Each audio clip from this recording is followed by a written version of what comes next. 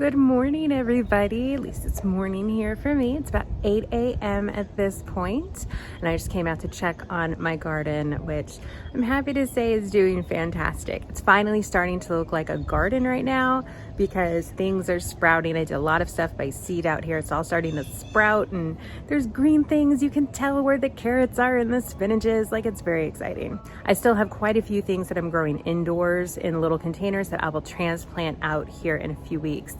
But I'm excited that it's starting to look like a garden again. It's gonna be my happy place all summer. Anyways, my name is Hannah. This is Jar of Fireflies, and here you will find videos all about my life as an Orthodox Jewish homeschooling mother of 3. If that sounds interesting to you, go ahead and hit that subscribe button so you don't miss any of my future videos.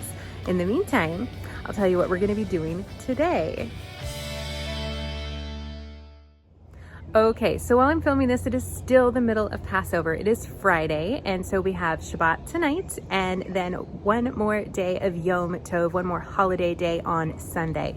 So for the next 2 days, it's gonna be a Shabbat-like day of rest. I'm very excited. So yeah, no driving, things like that. There are just a few differences between Yom Tov and Shabbat, but for the most part, it's pretty much the same as far as the fact that we will just be relaxing, spending time as a family, not going out, not being on our phones, and all that jazz. My family from out of town is still here with us. It's amazing. They were up last night, my brother-in-law and my sister-in-law, until like 1 a.m. cooking up a storm. So there's really not much left to be done as far as cooking is concerned. And they even cleaned up the kitchen last night. Like, I woke up to a clean kitchen, so amazing. I am gonna be making a dish today called Mafroum, and I will be taking you guys along for that. It's a traditional North African dish. It's super delicious and amazing. I don't make it super often, but it's good stuff. It's just a long, choppy process. Other than that, as always, I'm not really sure what else will happen today, but as always, we'll find out and we'll film it. Just to recap how the rest of the week has been going, because I did not have a video Monday, so I didn't film all week long. It was kind of nice to take a little vacation there. It was an enjoyable break, though I did miss you guys. But just to let you know kind of what's been going on all week is we've just been spending time together as a family, going out and doing fun activities like indoor skydiving or going to the mall and just hanging out and having fun. We've been playing a lot of games. The dog's been going for lots of walks, and we've just been enjoying each other's company. Lots and lots of really delicious food and just rest. It's been great. We didn't do any school all week or for the past couple of weeks while I've been getting ready for Passover, but we will pick that up again probably next week or the week after. We're enjoying kind of a spring break right now. The kids are calling it spring break, and I'm rolling with it. Okay. For the moment, everybody in the house is still asleep. The men have gone off to services, so I'm going to take advantage of this quiet time to go back inside despite these beautiful chirping birds, which, oh my gosh, just make my day. I'm gonna go back inside and work on that cooking so that I can do so uninterrupted. All right, let's go. Okay, like I said, Mafroum is a North African dish, so it's Sephardi cooking, and it's basically like, think of it like a meatball inside of a potato, deep fried and then simmered in a lovely sauce all afternoon. That's basically what it is. All right, let's get started. Okay, so let's make some Mafroum. All right, so first off, I'm just washing and gathering ingredients. So I've got some fresh mint leaves, a tomato, some fresh celery, along with the celery leaves, parsley, and cabbage. So I'm just washing those off to the side and adding them all here on this towel to dry off. I went ahead and washed off these potatoes as well and added them next to everything, and then started gathering a few other ingredients like chicken broth and all of my spices. Womp womp, there I am getting everything together, and I realized, hey, we're out of onions. So I just texted my husband, so hopefully he will bring one home sooner rather than later. In the meantime, we'll do whatever else we can. Okay, back to it. I grabbed some ground beef. It's, I don't know, maybe a pound or two, and then got to chopping up most of the fresh parsley. I did save a little bit aside to top everything off later, but the bulk of it I went ahead and chopped now. And yes, I am well aware that my chopping skills leave something to be desired. I am definitely not the best or the fastest, but I am pretty safe. Once that was all chopped up, I put it into the bowl that had my ground beef, and now it's time to add all the spices. Okay, I'm really not one for measuring, but I'll do my best. So I did a healthy pinch of pepper, followed by a pretty healthy pinch of coarse kosher salt.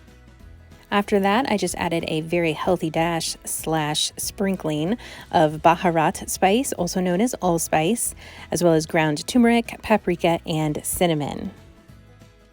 All right, once you've got all that in there, you just start mixing it all together. And you pretty much need to use your hands in order to make this work.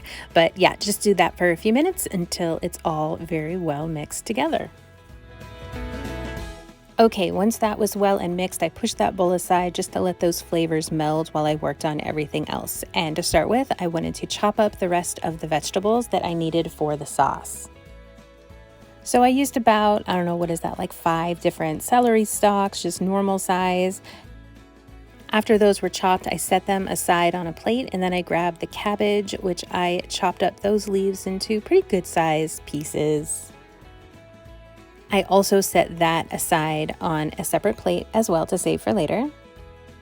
Next up, I grabbed a tomato and I chopped that. Again, setting that aside to save for later. And then I grabbed some garlic, and I used about half a head of garlic and peeled and smashed and then chopped those.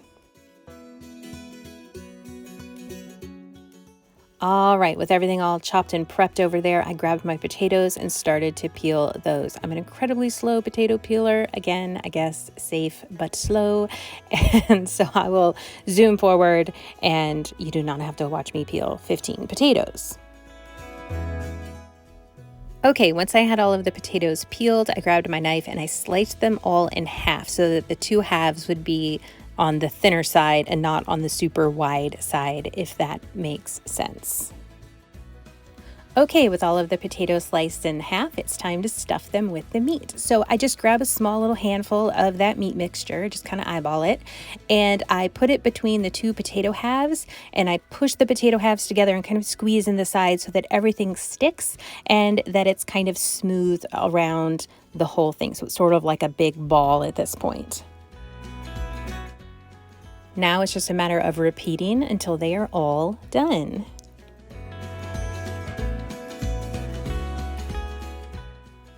Okay, with those potatoes all stuffed, I grabbed a large pan, poured in some oil, and started to heat that up. We're going to deep fry these now, and because it's Passover, I'm using a gluten-free kosher for Passover cake meal, and that works surprisingly well. Throughout the rest of the year, I would just be frying this in a gluten-free flour, or if you're not gluten-free, you could just use a regular flour. But I had to make this little modification because it is Passover. But that's the only thing that I had to change. Okay, so I also have a small bowl there of egg whites, and I'm going to be dipping each of those potato meatball things into the egg whites to coat them with that, and then rolling it in the cake meal, and then deep frying them.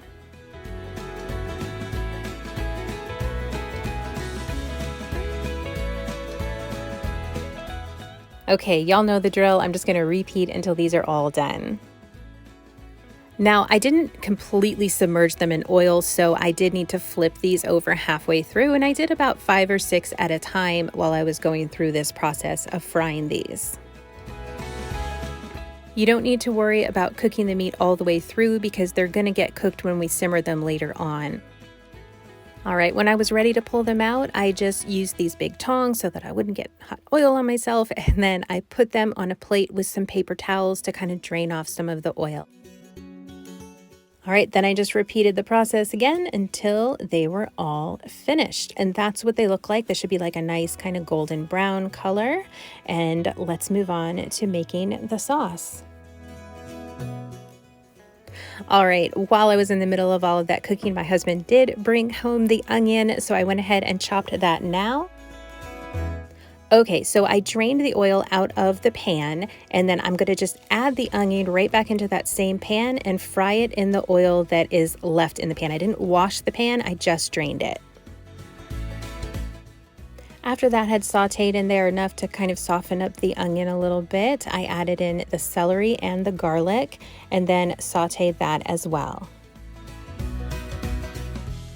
All right, next step, I grabbed some tomato paste, just a very small can, and I added most of that can of tomato paste to the sauteed veggies there in the pan, and then I added in the fresh tomato that I had chopped up earlier.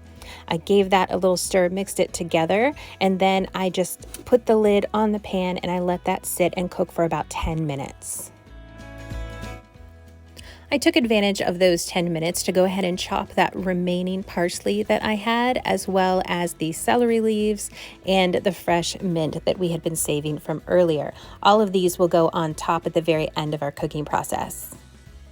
Okay, after that 10 minutes was up on the tomatoes and other veggies over there on the stove, I pulled the lid off, gave it a little stir to check it out, and then I grabbed the chicken broth and added 4 cups of chicken broth to that mixture, as well as the cabbage that we had chopped up earlier.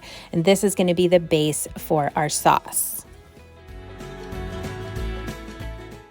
All right, with that all ready to go, I went back and grabbed the meat and potatoes, and I just started putting those into the soup mixture, into this sauce mixture. You want to make sure that you have everything in a single layer, so a big pot is useful if you're making a lot of this. And I don't really know how to cook this for just one person, so it's always going to be a lot with me. Okay, almost done. Now we just grab the fresh cut parsley, mint, and celery leaves, and we sprinkle all of those on top, and then we'll just put the lid on and let this simmer for about 2 hours on the stove. Okay, so it's about 2 o'clock right now, and the 2 hours has gone by, so I'm about to go in and pull out one little piece of that Mafroum to give it a try, and I can show you guys what it looks like all finished. What I've been doing the past couple hours is a little bit of laundry. We were like out of towels, so I had to wash towels. A little bit of playing with the kids. I just made the kids some matzah pizza, which is where you just take a piece of matzah and put a little, I use a little bit of marinara and then some cheese on top. Kids love it. It's actually not terribly bad, and it's the easiest thing in the world to make. And I couldn't even tell you what else I've done because I don't really remember. Okay, let's go check out that Mafroum. Okay, so the Mafroum looked amazing, and I was super happy about that. Now, while it was simmering, it somehow got knocked up to high heat, so the bottom of it kind of burned just a little bit. So this ended up having a little bit of a smoky flavor, just to be totally honest with you guys. So not my best, but it's still delicious. We're still super happy about it, and I'm looking forward to eating it at Shabbat dinner later on this evening. But for now, I'll enjoy this little piece just for myself.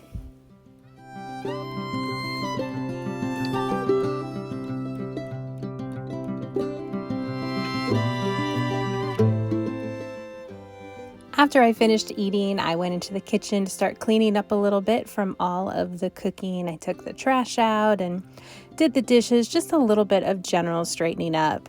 Throughout the day, besides my cooking, my husband was also roasting eggplants, and my sister-in-law was making corn, my brother-in-law was making mashed potatoes. So there was definitely a lot of things going on in the kitchen all day. But at this point here, later in the afternoon, really everybody is finished. My kids have been playing outside and inside, playing some board games and playing on their phones and spending time with their cousins. The older kids all went out to try to find some go-karts this afternoon, and they also went out and did a little bit of shopping. So everybody's been very entertained all day. And for a Friday, I guess we've got a lot going on.